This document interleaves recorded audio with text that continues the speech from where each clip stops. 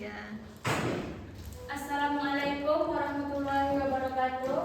Waalaikumsalam warahmatullahi wabarakatuh.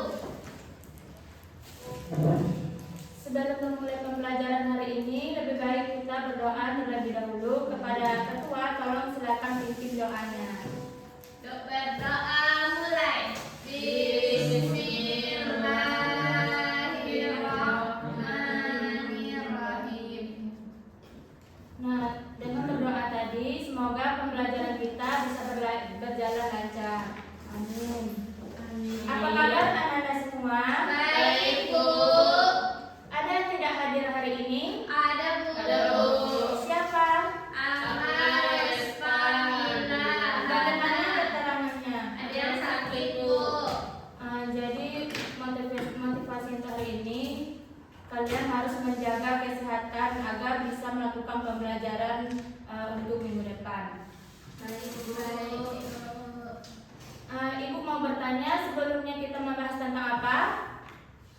Jinayah, Bu. Nah, membahas jenayah. Dan hari ini kita akan membahas tentang bagaimana perkembangan dakwah Rasulullah periode Mekah. Jadi tujuan pembelajaran kita hari ini untuk mengetahui bagaimana perkembangan kebudayaan Islam masyarakat Mekah sebelum pra-Islam, dan bagaimana substansi atau dakwah atau strategi dakwah Rasulullah, dan juga apa saja nanti peristiwa-peristiwa yang terjadi pada masa Rasulullah Shallallahu Alaihi Wasallam. Sebelum itu ibu mau bertanya, apa Ananda tahu apa saja apa yang Ananda tahu tentang perjalanan dakwah Rasulullah Shallallahu Alaihi Wasallam? Pertama berdakwah secara sembunyi-sembunyi, Bu. Nah, betul. Tepuk tangan untuk Nadia. Nah, jadi masyarakat sebelum Islam, para ulama menyebut bahwa masyarakat itu adalah masyarakat jahiliyah, yang mana jahiliyah ini yaitu berasal dari kata jahilah, yang mana diartikan sebagai masyarakat yang bodoh. Dalam bahasa Arab, sudah sebelum masa pra-Islam, mereka sudah memiliki cabang-cabang ilmu pengetahuan, yang mana mereka juga sudah mengalami sistem peningkatan di bidang seni kesastraan. Dan juga bangsa Arab ini merupakan wilayah yang terdiri dari gurun yang panas dan gersang. Dan perjalanan dakwah Nabi Muhammad berlangsung sekitar periode pada tahun 610 sampai 622 Masehi, yang mana pada fase ini fase yang paling fundamental dalam sejarah Islam, ketika wahyu pertama yaitu tauhid ditegakkan dan benih-benih peradaban Islam mulai tumbuh di tengah masyarakat jahiliyah. Nah, masyarakat pra-Islam, yang mana masyarakat pra-Islam ini terbagi menjadi dua golongan. Yang pertama ada bangsa Badui dan juga ada bangsa Hadari. Bangsa Badui ini merupakan suku nomaden yang hidup dengan pertanian dan peternakan. Mereka terbiasa dengan kesederhanaan hidup, namun juga dikenal dengan kekerasan dan fanatisme yang kesukuannya yang tinggi. Dan mereka juga berpindah-pindah mencari padang rumput dan sumber air, karena mereka kan berada di tempat yang panas dan gersang. Yang kedua adanya bangsa Hadari, yang mana penduduk perkotaan yang berfokus pada perdagangan suku Quraisy, yang mana mereka paling dominan menguasai jalur perdagangan dan strategis. Dan dari mereka, dari Makkah ke Syam di utara dan Yaman di selatan, dan juga mereka menjadikan Mekah itu pusat ekonomi bangsa Arab. Selanjutnya substansi dan strategi dakwah Rasulullah. Nah, yang pertama ada substansi dakwah, yaitu ada tauhid. Mereka menegaskan bahwa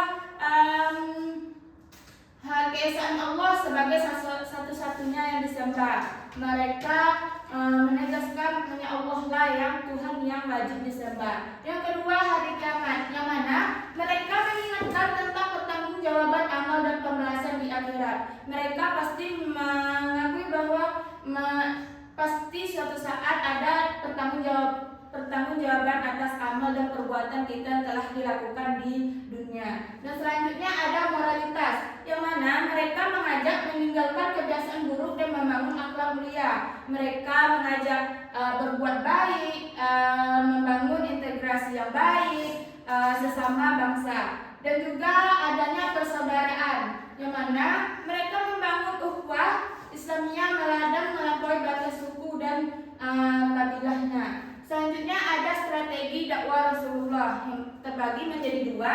Yang pertama ada dakwah sir, itu dakwah yang dilakukan secara sembunyi-sembunyi, dan kedua juga ada dakwah jahar, yang mana dakwah ini dilakukan secara terang-terangan. Nah, sekarang kita akan membahas terkait dakwah yang dilakukan sembunyi-sembunyi.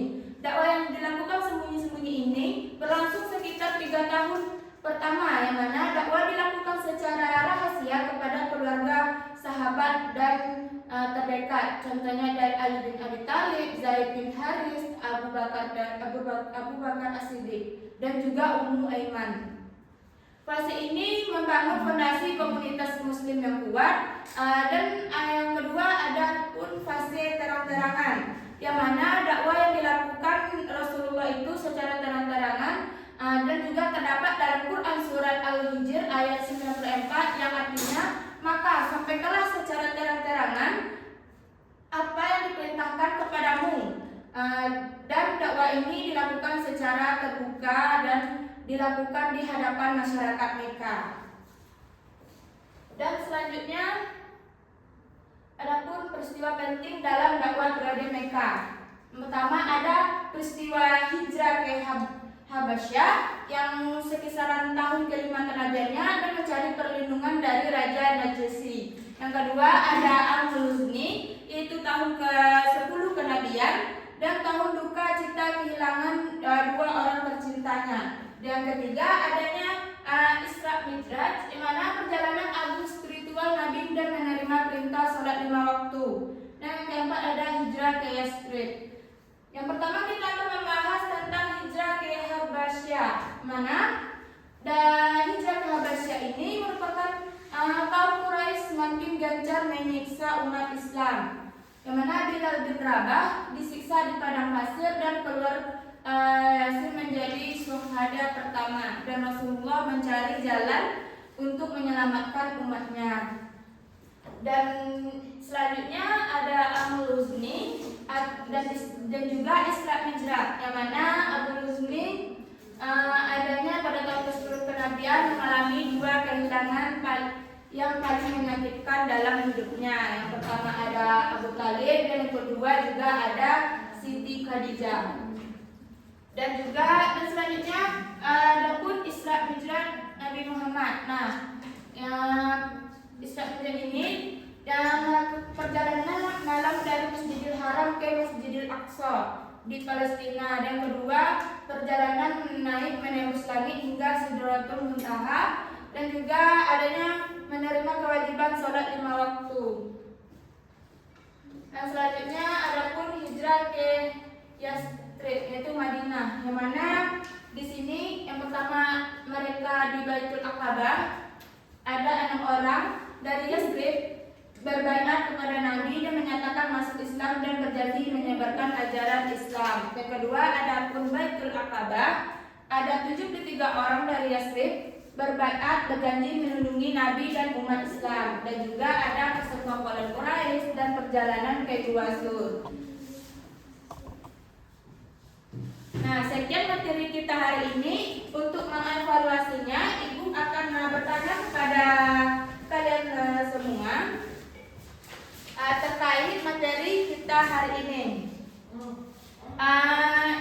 Pertanyaannya, masa sebelum Islam itu disebut dengan masa apa? Masa jahiliyah. Nah, betul.